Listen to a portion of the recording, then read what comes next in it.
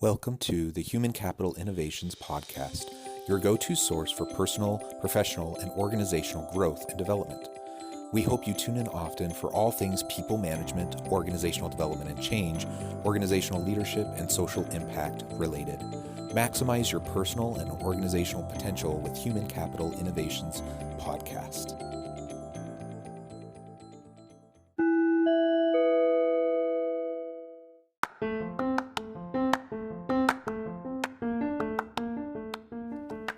Welcome to the Human Capital Innovations Podcast. In this HCI podcast episode, I talk with Dave McEwen about resetting the vision for our organization and aligning our people around it.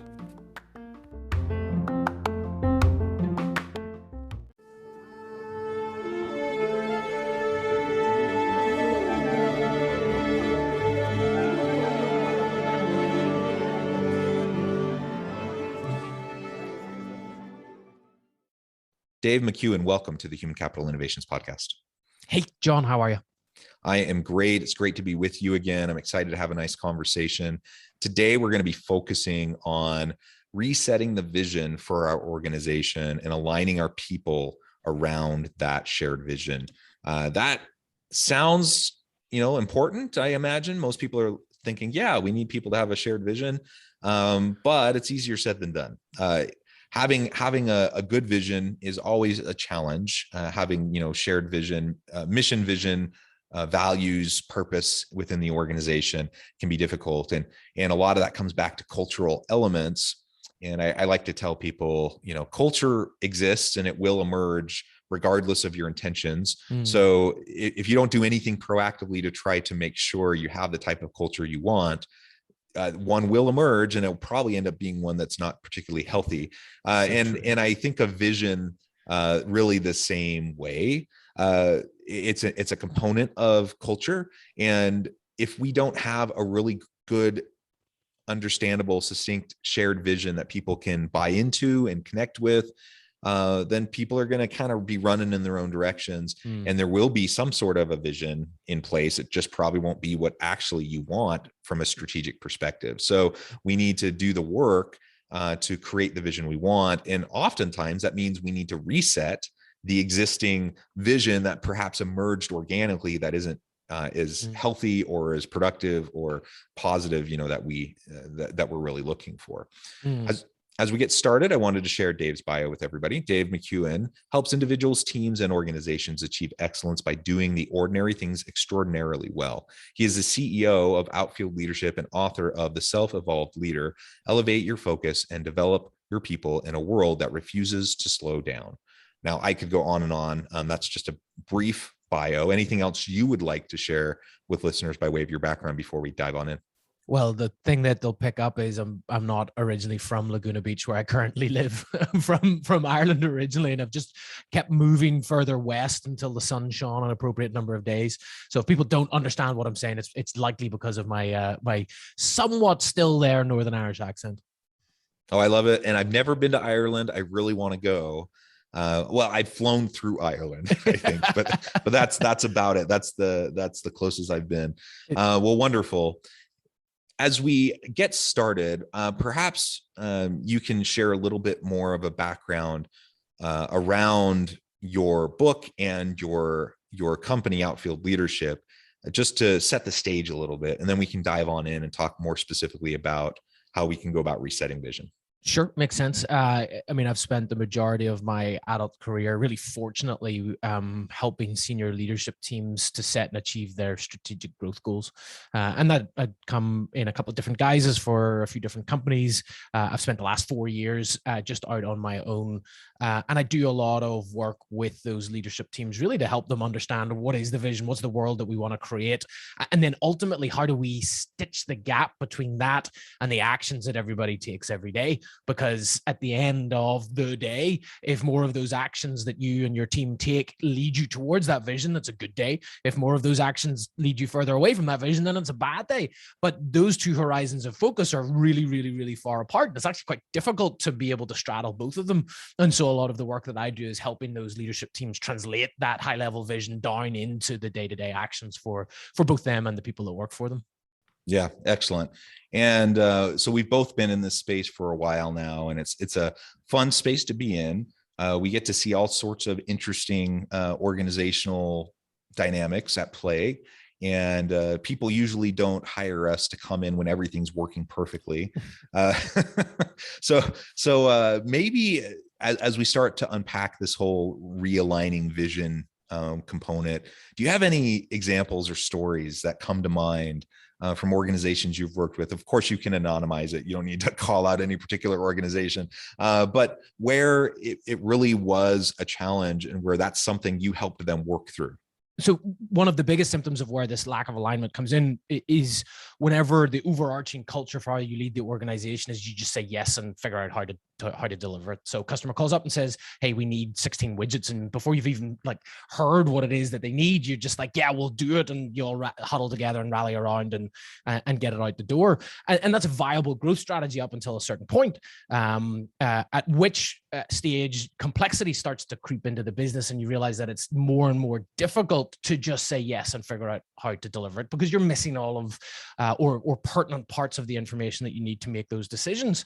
And really what that is a breakdown of understanding of what is that vision of the world that we're trying to create and how do we align that every day. And without that as the North Star, it's super easy just to say, well, yeah, we'll just please the customer. We'll do whatever it takes to please them. And we'll just scramble to make it out the door in time. And so in order to stitch that together, you've got to slow down the decision-making process whenever you get a new request or a new opportunity in front of you, not so that it's like slow and bureaucratic, but so that it's slow enough that you're able to spend the time gaining the information that you need to then be able to go implement that decision out the back end in a much more agile way. So to your point, we don't get called in when things are rosy, but usually for folks that give me a call, it's like, I'm starting to notice that we're dropping the ball, that our quality is slipping because we're still leading through this sort of notion of heroism of just saying yes and then figuring out how to deliver it. And we're starting to screw up as a result of it.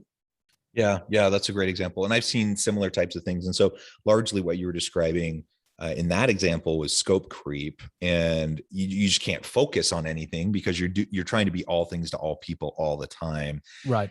And that just really doesn't tend to work. I mean, it's not a great way to allocate scarce resources. And if you're trying to add value in the market and really have top line quality and a really great customer experience, chances are you won't have those things if you're trying to constantly just be, all things to all people. So absolutely, checking out, really having a clear vision about what you want your focus to be as an organization strategically is super important. And then articulating a vision that goes along with that is going to be equally as vital. Otherwise, you're going to find yourself chasing your tail and just spinning around like a whirling dervish and never really accomplishing what you want. And in the world of business, reputation is everything, especially if you're a small firm and you're trying to grow and you're putting out crummy products for customers, it's going to catch up to you. And so, maybe that the being enticed by that contract or being enticed by that, the immediate revenues can be, really alluring and tempting. But we also have to take a longer, view of things and understand what it's going to look like if and when we don't over deliver on what we've promised to do. And if we don't have the expertise to be able to do what we said we're going to do, it's going to catch up to us. Very much so. And the funny thing about it is you would assume that it's only an issue for organizations of a certain size, but I've worked with billion-dollar companies that have a similar approach to how they deliver for their customers, and it's sort of like they have this appearance of a swan where you're just on the surface of the water. It looks like you're delivering what you need to, but underneath everybody is scrambling like crazy. The legs are going nuts just to get it out the door at a level that's appropriate and good enough. And the issue with that is, even if the end customer doesn't notice a dip in quality, well, what you're doing is you're putting strain on your people, and you're getting to the point of folks not being able to prioritize the truly important work that they need to get done on a given day, and they're just rushing from ditch to ditch and crisis to crisis, and acting as a firefighter rather than being able to have that medium and long term strategic outlook and approach. And obviously, the events of the last 18 months, 2 years have really caused a gravitational pull on that need to spend our time firefighting and in crisis management. And actually, I think we need to start to build away from that and find a way to get out of it, elevate our focus a little bit more. Yeah, I agree. And so some of what we're talking about in relation to this vision reset, I guess, has to do also with just our overall growth strategy, our growth plans. And during this past 18 months, amidst a global pandemic and economic downturn, of course, that has only increased the level of uncertainty that we face in the world. Uncertainty was the name of the game before the pandemic, but it's certainly been kind of ramped up more recently. And so figuring out how what our approach is going to be and how we want to try to tackle things is important. Simultaneously thinking about our teams and thinking about keeping morale up, helping them stay engaged and feeling like you support them and you're invested in them and that you're going to help them succeed. I mean, all these things go hand in hand as we're thinking about the vision component. So what would you do?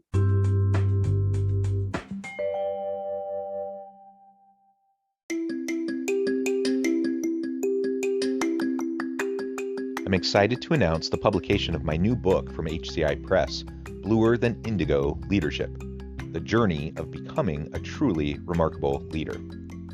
Early in my adult life, I learned about an Asian proverb that translates as bluer than indigo. If you think about the color indigo, it is a brilliant, deep, and vibrant blue, what some would call the bluest of blues. To have something that is bluer than indigo is rare and truly remarkable. Contrary to popular myth, there is no one-size-fits-all or cookie-cutter approach to effective leadership. There's no silver bullet, no secret sauce, no go-to model that will solve all of our problems. The truth is, great leaders have all had their unique strengths and flaws, and have all had to discover and then pave their own distinctive path in their life's journey to fulfill their leadership potential.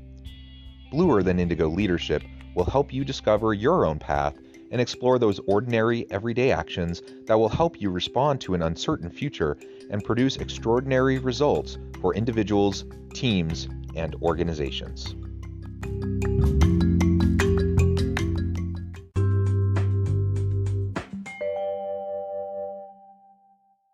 You go into an organization, they're having these sorts of challenges. They need to refocus. They need to re-articulate and get buy-in to a shared vision.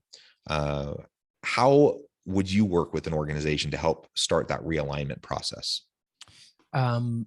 It's a good question. And I think that the last 18 months have caused the process to be just slightly different, in that for a number of organizations, just getting through the day-to-day has been the name of the game. And so that's caused a bunch of things to happen. Some organizations have started entirely different product and service lines in order to be able to continue to serve their customers in a slightly more virtual or hybrid world. For some organizations, there have been a lot of things that had accreted over time before the pandemic that have now begun to have a light shined on them in terms of their inefficiencies. So there are a lot of processes that have emerged that, this was just the way we always did it, and maybe we need to shift and change that. For some organizations, just the core values, what's truly important to us, has shifted. And for some teams, they've done the hard work of pausing and saying, well, let's actually just evaluate what's happened. Like, is our organization the same as it was 18 months ago?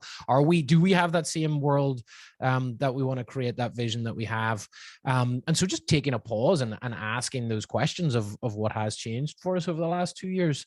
The big shift, I think, that's also happening just in general in our organizations is this notion that the vision doesn't have to sit within any one leader. There are some leaders in our organizations for whom they are just inherently these very visionary people, and they have an absolute singular clarity for what it is that they want to create, and that's great for them, and it's a good North Star, and it's a good process to go through, so long as they don't abuse that vision. But for a great number of leaders out there, you know, they look at the likes of people like Elon Musk and Jeff Bezos and Steve Jobs and go, I don't have that degree of visionariness, and that's perfectly fine. In fact, it's almost better in some ways.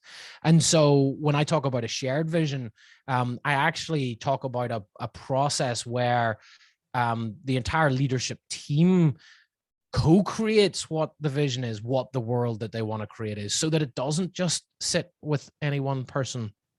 Because the other problem with it sitting with any one person is you're personalizing the success of the organization. You're certainly personalizing the direction that it's going in. And if something were to happen to that one individual person, the vision of the organization is likely to go with them. And so just taking a team through a process of collectively assessing who is it that we serve, what way do we serve them that makes us different from our competitors, what does their life look like as a result of using our product or service, and then ultimately the end question that I think is an important one for building a vision is, what is the world that we want to create? What does it look like? So, you know, 5 years out from now or 10 years out from now, what's the specific world, and how can you describe it from your purview for your customers, for your organization, for the communities that you serve? And that can take anywhere from a couple of hours to a day and a half to a couple of weeks long process, depending on the starting point of alignment from the team and their ability to kind of stitch all of that together. So it's a real high level process that I work through. Yeah, and certainly it ultimately depends on the organization, the size, the team you're dealing with, the level of reset that you're looking for. Yeah. You know, if you're going for a relatively small tweak versus really a complete refocus and a reshift, obviously that's going to change the way you go about doing it. And just recognizing the need, as you said, this should be a shared process. This should be a collaborative process. If you hope to have more buy-in to this reset of vision, then of course people need to be involved in the process. Right. Otherwise, they're just going to feel like you're asserting this thing onto them. And people are understandably skeptical of those types of approaches. And that's often why, you know, things like mission statements and vision statements have very little impact in a lot of organizations, because far too much money is spent consulting companies to develop mission and vision statements that are completely unconnected to the leaders that are responsible for delivering it, you know. And you know, to your point, it'll die if there's not that buy-in right from the start. And as I'm sure you know, the hard work of driving a vision through the organization isn't actually in coming up with the statement, although that's part of it. It's what happens afterwards. It's the 18 to 24 to 36 months after you've got clarity around it, where communication and reinforcement comes into play. And if you want to avoid your nice little vision or mission statement getting filed away and binder heaven, the best thing that you can do is just communicate it until you feel physically sick of the thought of communicating it again.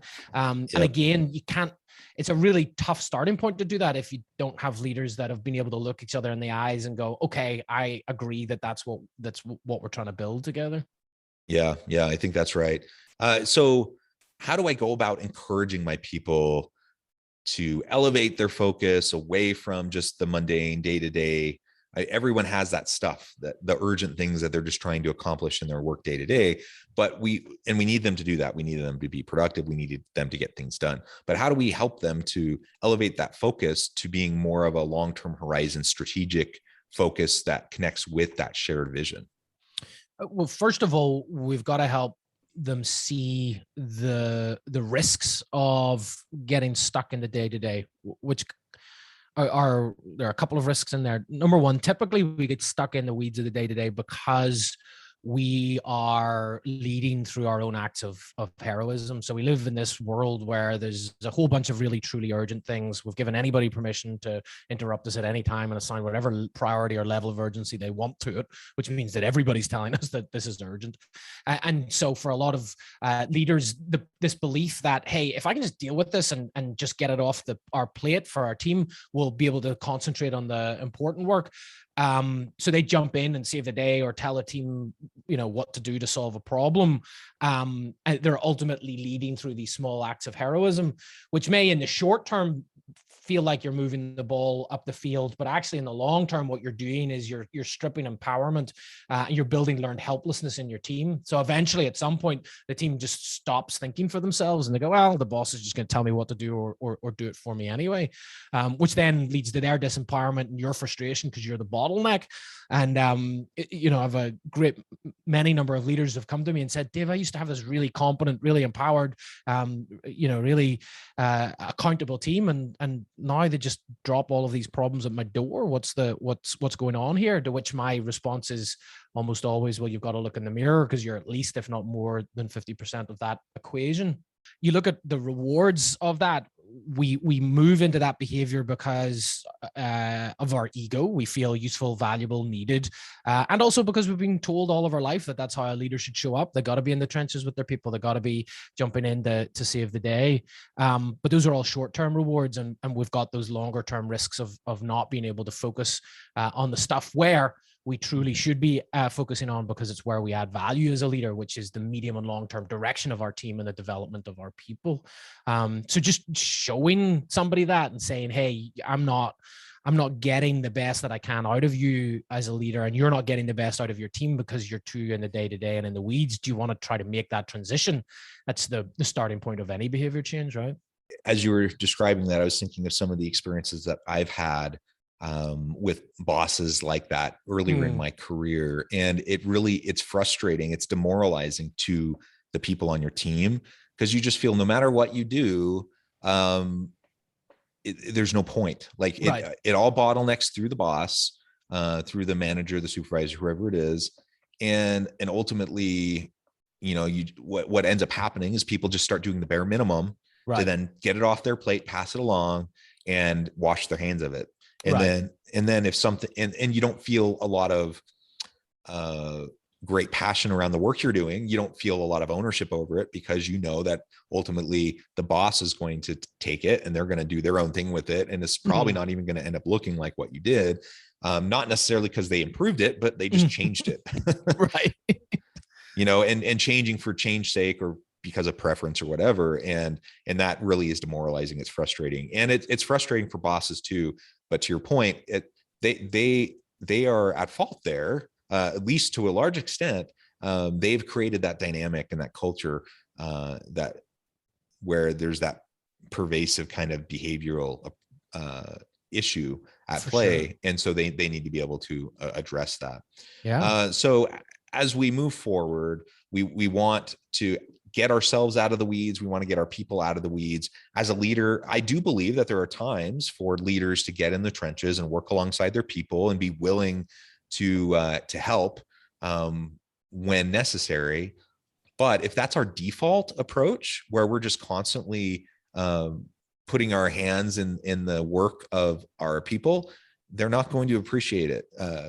We can touch base, we can give ideas, but more importantly, most of the time we need to seek understanding of where they're coming from, what their approach is, why they're doing it that way, ask thoughtful questions, and get your people, get people on your team to share more about what they're doing. And maybe they'll ask for help, but a lot of times they just need to talk through something. They just need to think through it, and you can help facilitate that process while not micromanaging or taking over the project from them, so that they don't feel ownership anymore.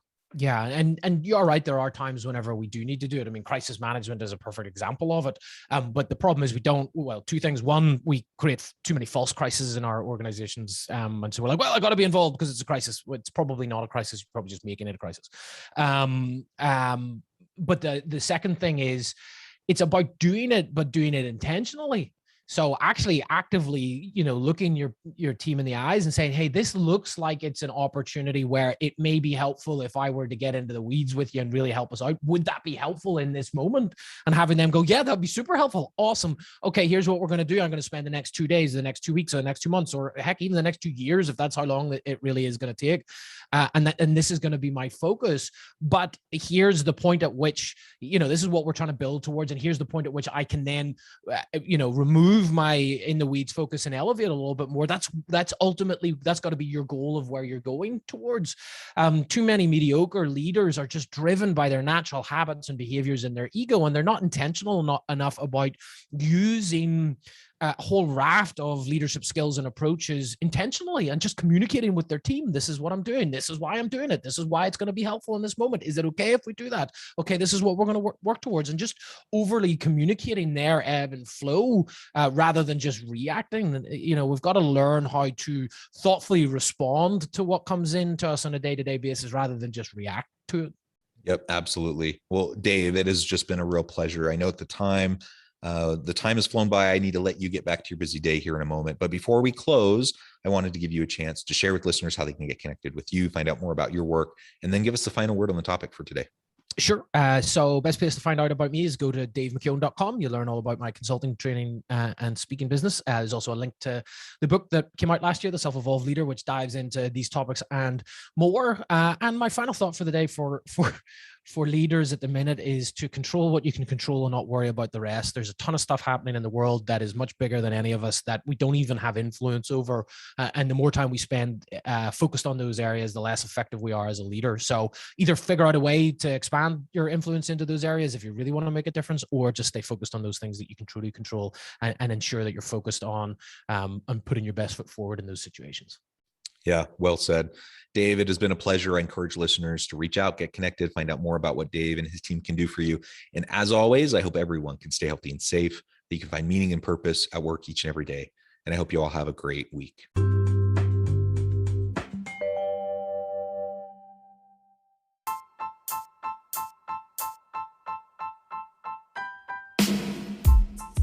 The alchemy of truly remarkable leadership.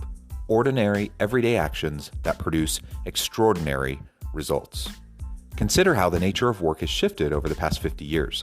With increased globalization, rapid technological advancement, and the shift in economic composition, the average job of today looks very different than the average job of 50 years ago. What will the jobs and organizations of tomorrow look like? Moreover, what does this all mean for organizational leaders? What are the core competencies and capabilities of organizations and their leadership that are prepared for continued disruption and geopolitical and socioeconomic shifts?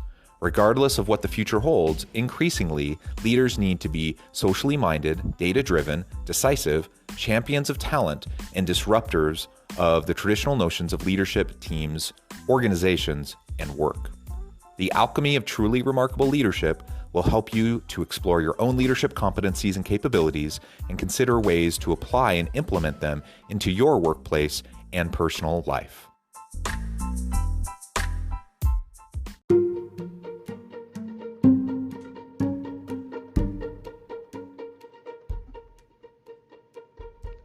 Check out Human Capital Innovations magazine, Human Capital Leadership. Human Capital Leadership is a free, interactive e-magazine with the mission to help individuals, leaders, and organizations find innovative approaches to maximize their human capital potential. We publish issues quarterly in August, November, February, and May. Take a look at the latest issue and let us know what you think.